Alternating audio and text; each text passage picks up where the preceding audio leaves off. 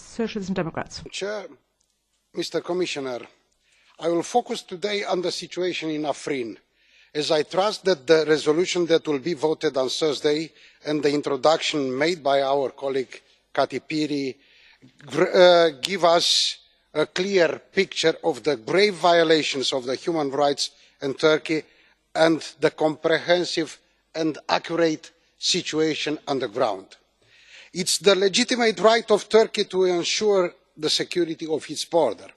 As the Turkish military operation in Afrin is unfolding, the civilian casualties numbers, including women and children, are rising and the humanitarian situation is worsening day by day. Refugees and residents in the Afrin district of Syria are trapped once again between warring parties on the border without any protection and any proper medical supplies or services. They are suffering from the daily attacks. These are the people who already fled their homes and suffered heavily from the long-standing Syrian war.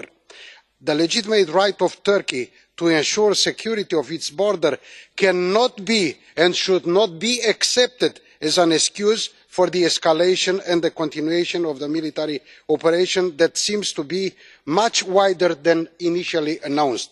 Furthermore, the YPG assured a great contribution in the fight against Daesh. This is something we already know, including the European Commission, and portraying all its fighters as terrorists is not just a simple oversimplification.